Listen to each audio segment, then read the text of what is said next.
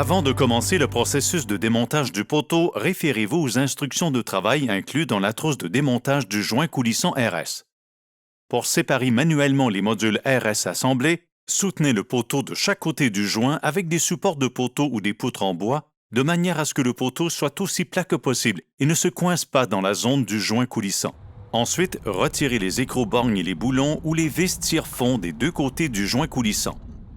Même en tenant le câble de rétention, l'écrou-borgne peut tourner à l'intérieur du poteau lorsque le boulon de fixation est desserré. Une fois que le boulon est suffisamment desserré, une deuxième clé placée entre la rondelle et la surface du poteau, avec une pression vers le haut et à l'écart de la surface du poteau, maintiendra l'écrou-borgne contre l'intérieur de la paroi du poteau et permettra à l'écrou d'être complètement retiré. Une fois que les écrous-borgnes ou les tire-fonds qui fixent mécaniquement le joint coulissant sont retirés, assurez-vous qu'aucun autre boulon et ou visserie ne se trouve dans la zone de chevauchement du joint coulissant des deux modules à démonter. Installez un support de module supérieur de sorte que le montant ovale se trouve dans la fente de base et que le talon du support soit en contact avec le bord inférieur du module supérieur. Répétez cette étape sur le côté opposé du module. Enroulez et serrez une sangle de sécurité autour du poteau pour fixer les deux supports sur le module supérieur. Il est important que cette sangle de sécurité soit aussi serrée que raisonnablement possible. Directement sous les supports du module supérieur, sur les axes A et C du poteau, placez une marque à 26,5 pouces ou 673 mm du bord inférieur du module supérieur. À l'aide de la scie en porte-pièce 1 et 1/16 de pouce ou 27 mm de la trousse, percez un trou à cette marque. Répétez de l'autre côté du poteau. Placez l'un des vérins hydrauliques dans la base du support supérieur. Alignez le vérin avec les trous percés et faites glisser la tige filetée de 1 pouce à travers le poteau. Placez l'autre vérin hydraulique sur le côté opposé du poteau en le faisant glisser sur la tige filetée. Les entretoises de la trousse peuvent prendre du jeu sur la tige filetée. Serrez à la main un écrou de chaque côté de la tige. Tout en maintenant le haut du vérin hydraulique de sorte qu'il soit centré sur la base du support supérieur, fixez ces deux supports avec une autre sangle à cliquet de la trousse.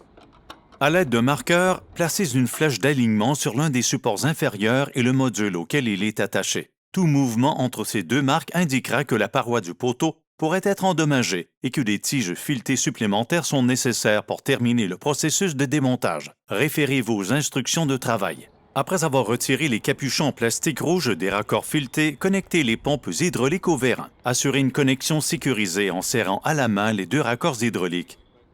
Une orientation correcte des pompes manuelles et la garantie que les vannes sont dans la bonne position sont essentielles au bon fonctionnement du système hydraulique.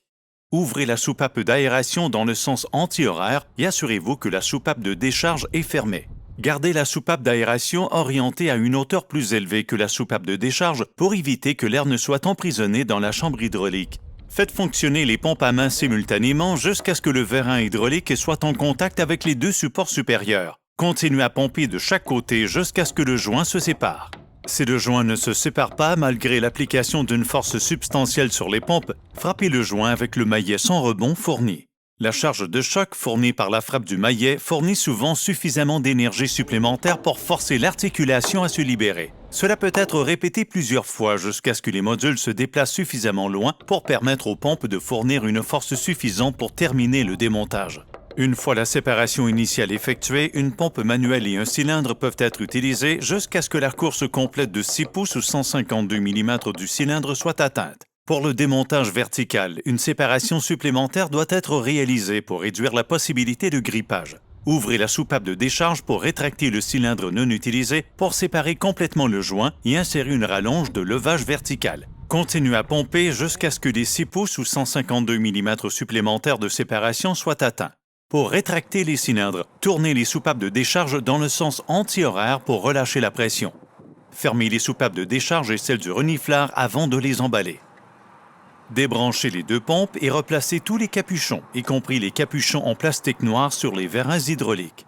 Soyez extrêmement prudent lorsque la sangle à cliquet du support inférieur est retirée. Démontez et replacez toutes les pièces dans la trousse de démontage.